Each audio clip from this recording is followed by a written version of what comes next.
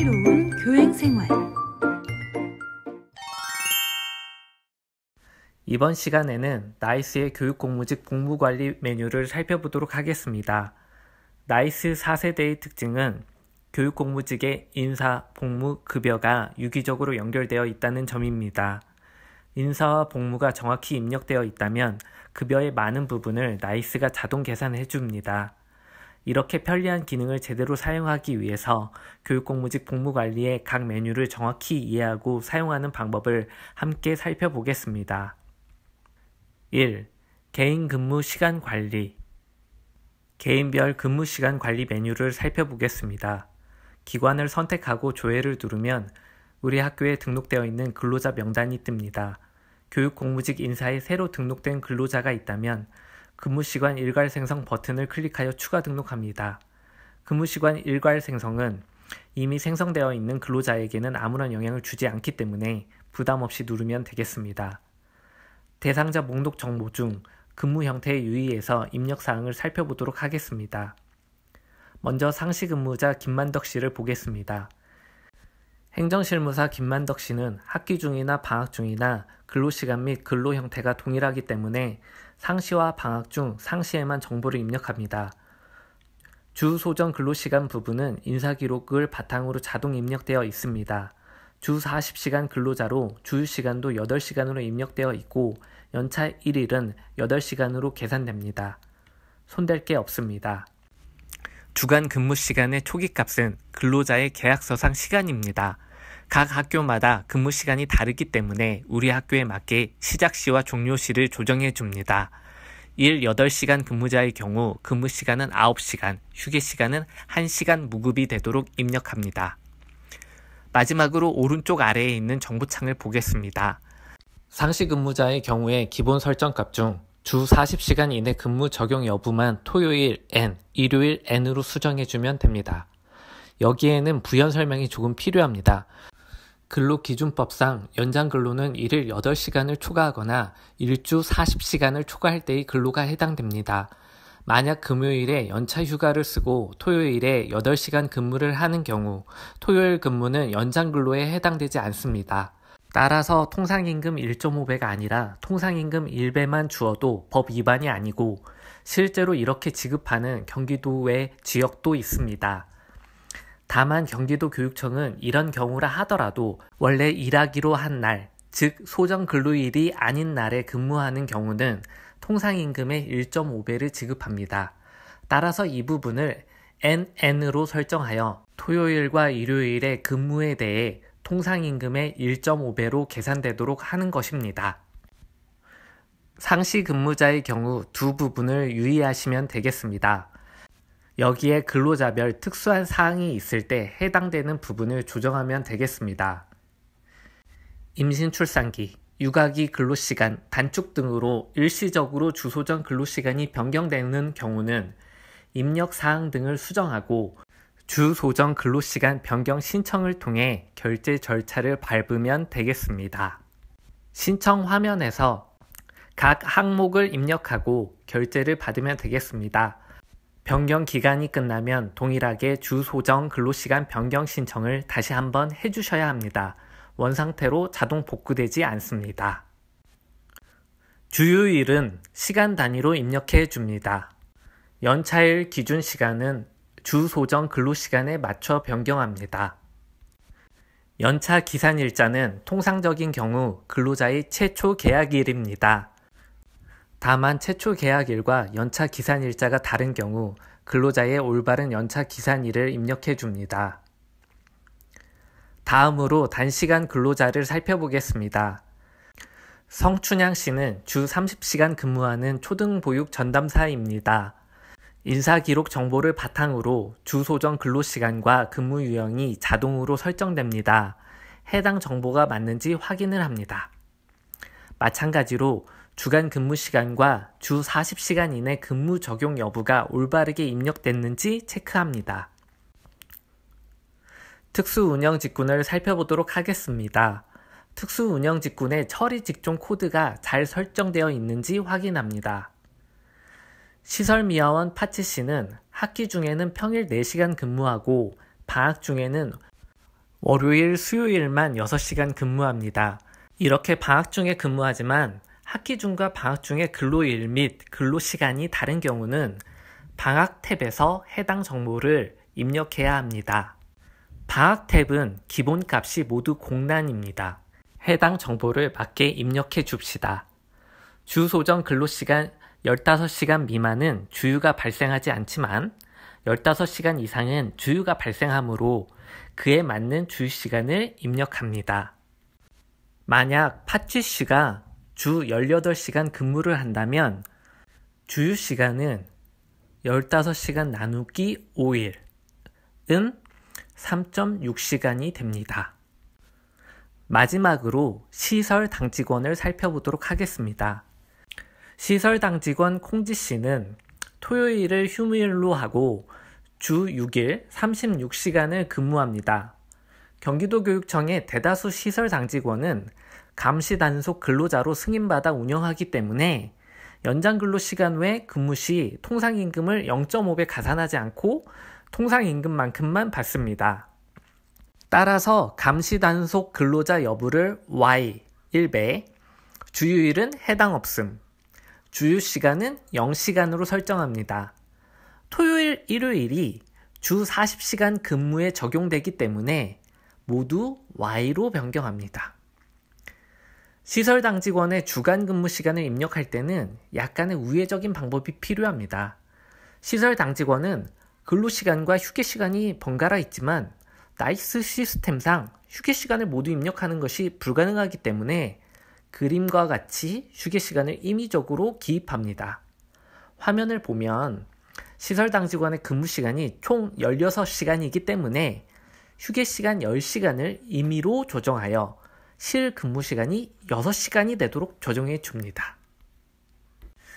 2023년 1월 이후 시설 개방이 장기간 이어지는 학교의 경우 시설 당직원이 주 40시간 근무를 하는 경우가 있습니다. 이런 경우 주 소정 근로시간은 40시간이므로 일요일 근무를 10시간이 되도록 조정하면 되겠습니다. 2. 기관 일정 관리. 다음으로 기관 일정 관리를 살펴보겠습니다. 이 메뉴에서 학교의 일정을 입력해 놓으면 나이스가 유급 일수를 자동으로 산정하여 급여에 반영해 줍니다. 특히 조리실무사와 같은 방학 중 비근무자의 방학급여를 계산해 주기 때문에 매우 편리합니다. 매년 학사 일정이 결정되거나 변경되면 이곳에서 각종 일정을 입력해 주고 연간 근무 일지 생성 버튼을 눌러주면 됩니다. 방학 일정, 재량 휴업일, 개교 기념일 등 학교 고유의 일정을 입력합니다. 방학 일정 입력에 대해 구체적으로 살펴보겠습니다. 방학은 방학식, 방학기간, 개학식을 각각 구분해서 입력해줘야 합니다.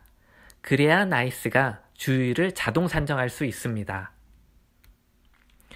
방학 중 청소 기간을 입력할 때는 평일만 입력해야 합니다. 주말이나 공휴일이 끼어 있을 경우는 기간을 각각 나누어서 설정해 줍니다.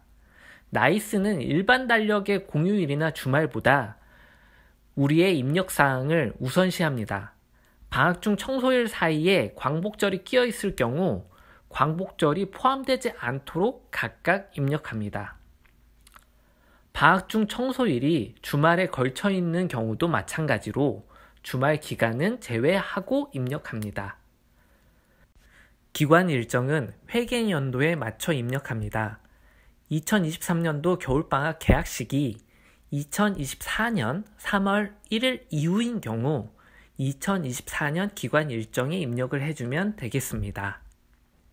기관 일정을 입력할 때 기관으로 선택하면 우리 학교 모든 공무 직원들에게 동일하게 적용되고 직종으로 선택하면 특정 직종에게 적용됩니다. 따라서 방학 중 청소일을 설정할 때 기관으로 설정하면 학교에 있는 모든 방학 중 비근무자에게 영향을 끼칩니다. 그래서 학교 방학 중 비근무자의 방학 중 근무일이 모두 같은 경우는 기관으로 설정해도 무방하지만 직종마다 방학 중 근무일이 다른 경우는 직종으로 구분해서 입력해야 합니다.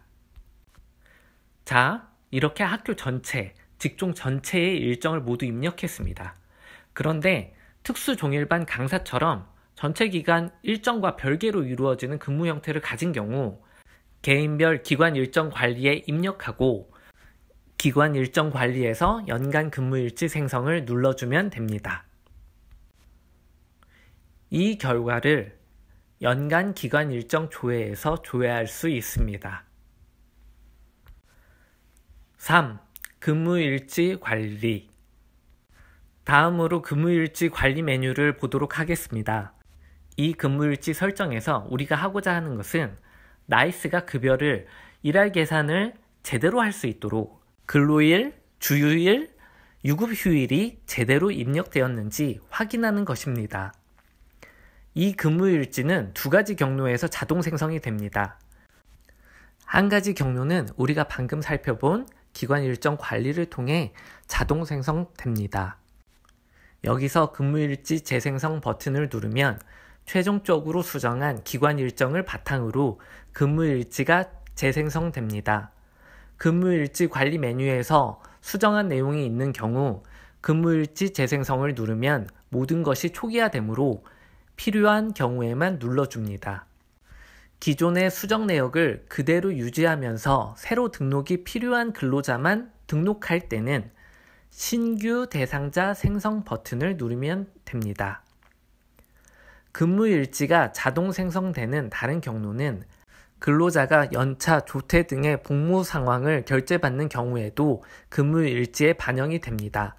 다만 근무일지에 표시되는 무급휴가, 결근 등이 해당 월의 급여에 반영되지는 않습니다. 우리가 유용하게 사용할 수 있는 기능은 첫째로 채용, 퇴직, 휴직 등의 신분 변동 시 일할 계산되는 것이고 둘째로 월중 방학으로 인한 일할 계산입니다. 먼저 휴직자의 근무일지를 살펴보겠습니다. 인사정보를 바탕으로 신분 변동 사항이 조회됩니다.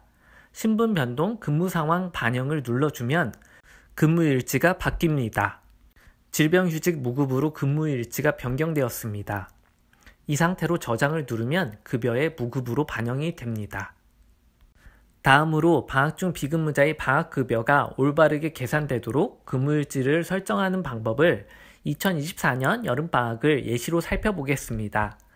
근무일지 화면을 보면 여름방학이 시작할 때 방학식이 금요일인데 돌아오는 일요일의 주휴가 유급으로 잘 설정되어 있습니다. 이는 나이스가 자동 계산한 것입니다. 주의해서 살펴봐야 하는 달은 광복절이 끼어있는 8월입니다. 화면과 같이 2024년 8월 19일 월요일이 개학이고 그 전주 방학 중 청소일 기간에 광복절이 끼어 있을 때를 보겠습니다.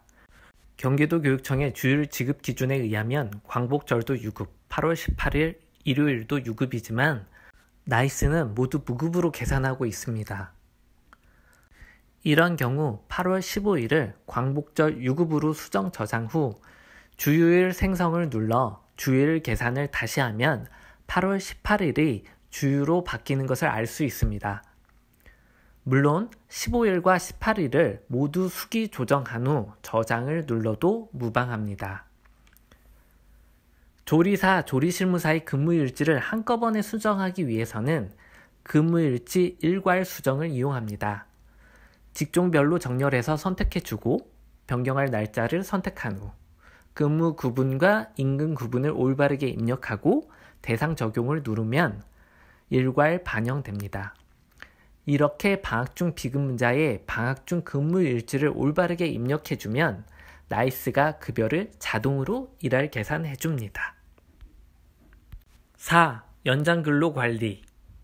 다음으로 연장근로 관리 메뉴를 살펴보도록 하겠습니다. 나이스 4세대는 공무원의 초과 근무와 교육공무 직원의 연장근로를 구분해서 관리하고 있는데 메뉴의 구성은 동일하게 되어 있습니다. 연장근로 관리 메뉴에서는 연장근로 내역의 신청 및 결제 상황을 확인할 수 있고 연장근로 대리 신청이 가능합니다. 신청 버튼을 눌러 연장근로 대리 신청 화면으로 진입해 보겠습니다. 근로자를 조회하면 연장근로 시작 시간이 자동으로 설정되는데요. 개인 근무일지 시간을 가져온 것입니다. 연장근로 종료 시간과 휴게 시간을 설정하면 연장근로 시간 합을 자동 계산합니다. 근로시간 4시간마다 30분의 휴게 시간이 주어져야 한다는 점 잊지 마세요. 일괄 신청 버튼을 누르면 여러 명의 연장근로를 한꺼번에 신청할 수 있습니다. 연장근로 내용을 기입하고 추가 버튼의 화면에서 여러 명을 선택할 수 있습니다. 그 다음으로 배치되어 있는 두 메뉴에서는 실제로 연장근로한 시간을 기입할 수 있습니다. 먼저 파일 일괄 등록 메뉴는 학교에서 사용하는 지문인식 또는 카드 시스템에서 제공하는 방식을 통해 일괄 등록이 가능할 때 사용하고, 연장근로 확인 메뉴는 수기로 하나씩 입력을 할 때 사용합니다. 복사나 전체 복사는 연장근로 신청 시간을 그대로 빈칸에 복사합니다.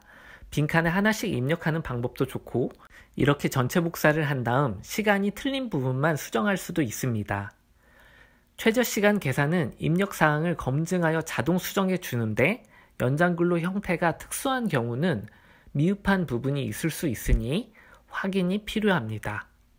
자, 이제 연장근로 일괄 계산에서는 개인별로 연장근로 시간을 합산합니다. 그리고 최종적으로 연장근로 월별 집계에서 결과를 확인하고 급여에 반영되는 연장근로 가산 시간을 확정합니다. 통상임금 1배, 1.5배 등을 확인하고 시간의 정액분을 지급받는 구 육성의 직원 사항도 확인해 줍니다. 최종적으로 저장, 마감하면 급여 메뉴에서 기초자료 생성을 통해 연장근로수당을 급여에 반영합니다. 5. 연차 유급휴가 관리. 마지막으로 연차 유급휴가 관리 메뉴를 살펴보도록 하겠습니다. 이 메뉴에서는 교육공무직의 연차와 월차를 생성합니다. 생성하지 않아도 교육공무 직원이 나이스에서 복무를 상신하는 것은 문제없으나 연차, 월차가 생성되어 있으면 근로자가 자신의 연차 일수와 자녀 일수를 확인할 수 있습니다. 아직은 근로자별 연월차 일수가 정확하지 않은 경우도 있으니 이 메뉴를 사용할 때는 담당자가 꼭 확인하는 것이 필요합니다. 이렇게 교육공무직 복무관리를 살펴봤습니다. 나이스의 기능들은 수시로 업데이트가 될 수 있으니 본 동영상을 참고 활용하셔서 슬기로운 급여 업무를 하시기 바랍니다. 시청해 주셔서 고맙습니다.